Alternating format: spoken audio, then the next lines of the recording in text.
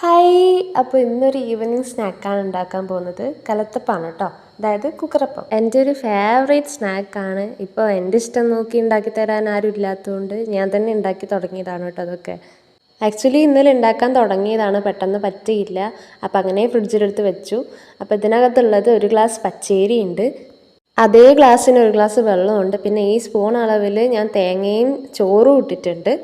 ഒരു 2 ഏലക്കേൻ്റെ കുരുവും കുറച്ച് ജീരകവും കൂടെ ഇട്ടിട്ടുണ്ട് കേട്ടോ.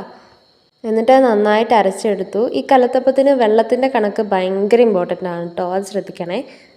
അടുത്തത് ശർക്കരപ്പാനിയാണ്. അതിന് വേണ്ടി ഞാൻ 250 ഗ്രാം ശർക്കര ആട്ടോ എടുത്തത്. ഇതൊരു ലൈറ്റ് ബ്രൗൺ ആണ്, എനിക്ക് കുറച്ചുകൂടി ഡാർക്ക് ആയതാണ് ഇഷ്ടം.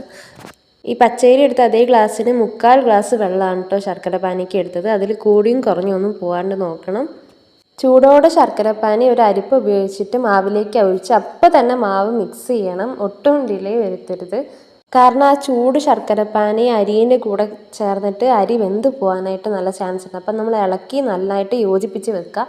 എന്നിട്ട് ഇത് നല്ല ചൂടാറിനേക്കാൾ മുന്നേ നമ്മുടെ അടുത്ത പ്രോസസ്സിലേക്ക് പോകണം.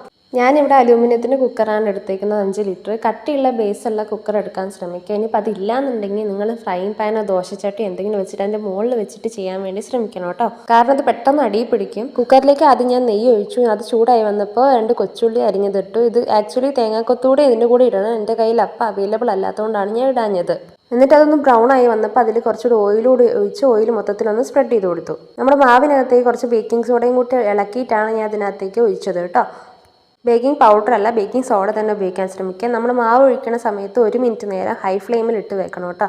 എന്നിട്ട് സിമ്മിലോട്ട് മാറ്റി കുക്കർ അടച്ച് വെക്കുകയാണ് വേണ്ടത്. 15 മിനിറ്റ് കഴിയുമ്പോഴേക്കും നമ്മുടെ കുക്കറിൻ്റെ മുകളിൽ നിന്ന് കുമ്പളകളൊക്കെ വന്നു തുടങ്ങിയിട്ടുണ്ടാകും. അപ്പോൾ നമ്മുടെ സ്റ്റൗ ഓഫാക്കി അവിടെ വെച്ചേക്കാം. എന്നിട്ട് നമുക്ക് ആവശ്യമുള്ളപ്പോൾ തണിഞ്ഞ് വരുമ്പോഴേക്കും നമ്മൾ പോയി എടുത്താൽ മതി. വൈകുന്നേരം ആയപ്പോഴേക്കും നല്ല മഴയും കറണ്ടും പോയിട്ടോ. അപ്പോൾ ഞാൻ കുക്കർ തുറന്നപ്പോൾ നമ്മുടെ സംഭവം സെറ്റായിട്ടുണ്ട്. ഞാൻ അത് സ്പൂൺ കൊണ്ട് ഒന്ന് സൈഡിൽ ഇളക്കി കൊടുത്തിട്ട് കൈ കൊണ്ട് തന്നെ എടുക്കാൻ കിട്ടും കേട്ടോ, ഭയങ്കര ഇളകി വരും വന്നപ്പോഴേക്ക്. ശേഷം ഞാൻ കുക്കറൊന്ന് ചരിച്ചു കൊടുത്തു. അപ്പോൾ ആ പ്ലേറ്റിനകത്തേക്ക് നമ്മുടെ സാധനം സെറ്റായിട്ട് വന്നിട്ടുണ്ട്. എൻ്റെ ആക്രാന്തം കൊണ്ട് ഞാൻ അപ്പം തന്നെ ഒരു കഷ്ണം മുറിച്ച് കഴിച്ചു കേട്ടോ, ഇല്ലെങ്കിൽ എനിക്കൊരു സമാധാനം കിട്ടില്ല. ഭയങ്കര ടേസ്റ്റ് ഉണ്ടായിരുന്നു, നല്ല സോഫ്റ്റും ആയിരുന്നു കേട്ടോ, നിങ്ങൾക്കത് കാണാൻ പറ്റും. പിന്നെ ഞാൻ മെല്ലെ പോയി ചായയൊക്കെ ഇട്ട് ചായക്ക് 2 പീസ് കുക്കറപ്പൊക്കെ എടുത്ത് കഴിച്ചു കേട്ടോ അങ്ങനെ. അപ്പോൾ ഇന്നത്തേക്ക് അത്രേ ഉള്ളൂ. ബൈ.